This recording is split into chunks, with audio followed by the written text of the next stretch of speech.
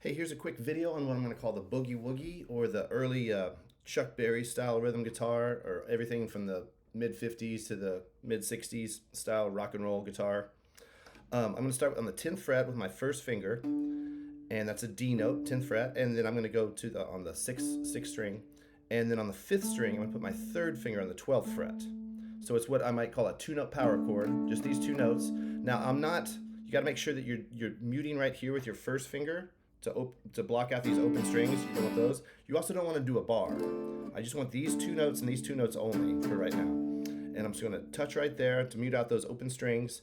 And I'm going to take that and hit that twice, one and then I'm going to add my pinky on the 14th fret. So there's a gap between the first finger and the third finger, and then there's going to be a gap between the third finger and the fourth finger. This is very stretchy the first time you try it. That's why I'm all the way up at 10, not down here at the fret. I think the sheet is on the 5th fret. But we're going to start at 10 because the frets are a little smaller and be a little easier, especially it's a lot easier on electric. But we're going to start twice here with this two-note power chord, one and then add the pinky in the 14th fret, also on the 5th string, just sort of covering up our third finger, one and two and right off. So it's going to be boogie woogie, and if also known as one and two and you're going to put the pinky on the beat 2 or on the woog, boogie woogie boogie. Now, when my teacher first showed me that, I was like, no, I can't do that because my pinky couldn't stretch out. I was just a little kid. My pinky couldn't stretch out that far. So more like this, which is going to sound more like the 50 cent note or the Eminem. Not nearly as happy, right? So you want to make sure you stretch out. So I said, there's no way I could do that. So I tried two things. I said, well, I tried it like this with my second finger. And that was a lot easier, but my teacher said, no, you need to use your third finger. You'll trust me later. And then he said, oh yeah, I think that's hard. Try this, where he stretched it out even all the way, even one more fret. And I tried that, and that really was impossible for my little 12-year-old hands to do. So then after I tried that really hard one, well, this didn't seem so hard anymore. So after a couple of times, I promise you'll be able to do this, but 1 and 2 and 3 and 4 and 1 and 2 and 4 and a variation is you can put the pinky twice. So you can go 1 and 2 and 3 and so now it's boogie and then woogie twice. So 2 times, 2 times. And if you count this out, like I said, 1 and 2 and 3 and 4 and. So if you do a boogie woogie twice, it should make one measure of 4/4 timing. We can do it on the bottom string here. By the way, if you start to move it down a fret, it gets a little harder because it gets a little stretchier, right? By the time you get all the way to the 1st fret, it's really hard down here. So I wouldn't encourage you to try that, and keeping your wrist straight, that's really hard to do down here. So up at the 10th fret, if you have a cutaway, maybe even the 12th fret.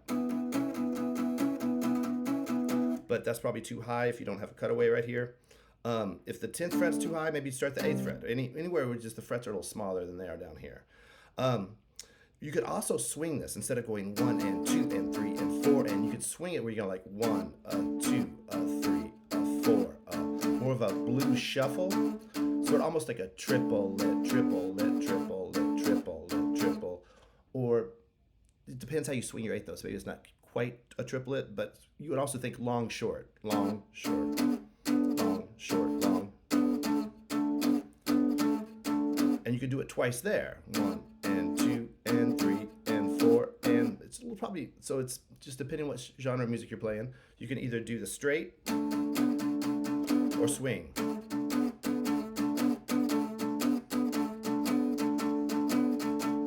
You can do it 2 times here or 1 time here. It's up to you. Then you can take this shape and move it up towards your toes. So now I'm going to start on the 5th string, still at the 10th fret and still at the 12th fret. So birdie keeping you honest and then a pinky stretch in between.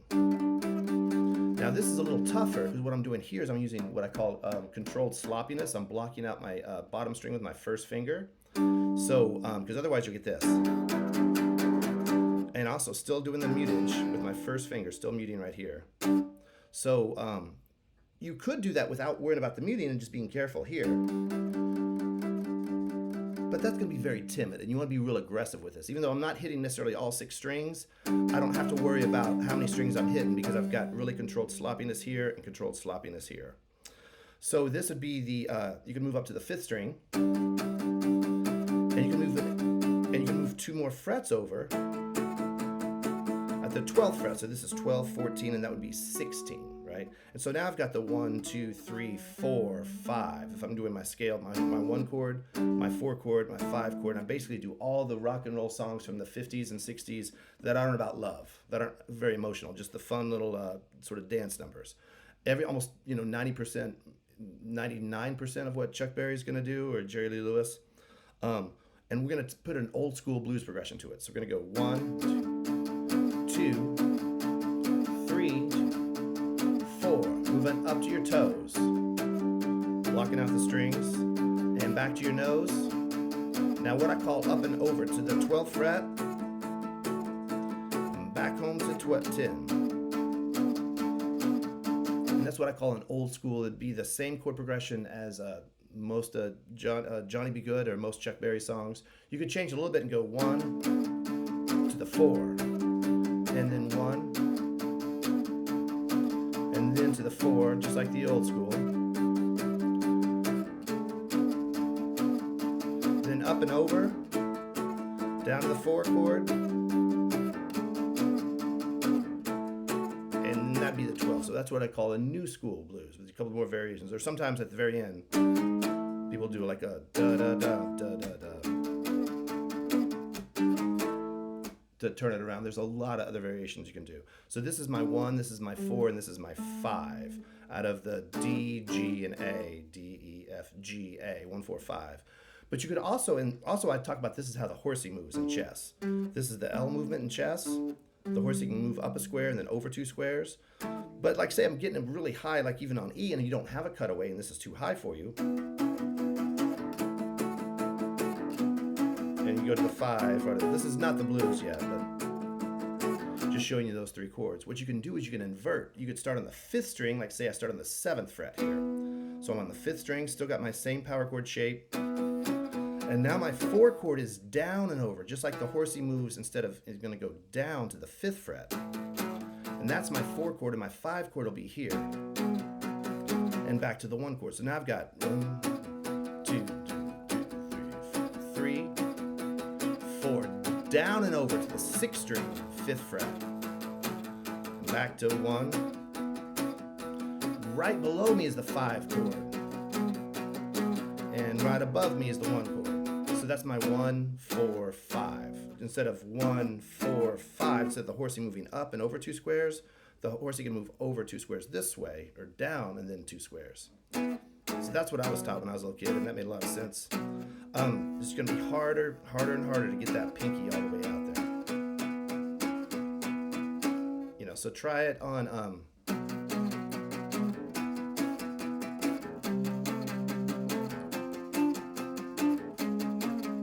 And notice it's all downstrokes. Now, if it's really fast, you could go. Because if you're doing this fast, at some point, this right hand might give out after 3.5, 4, 5 minutes of doing that. So you can sort of cheat and do down and ups, but try to do it all downstrokes. That'll be that aggression that you want for that early rock and roll. And that's how you do the boogie woogie.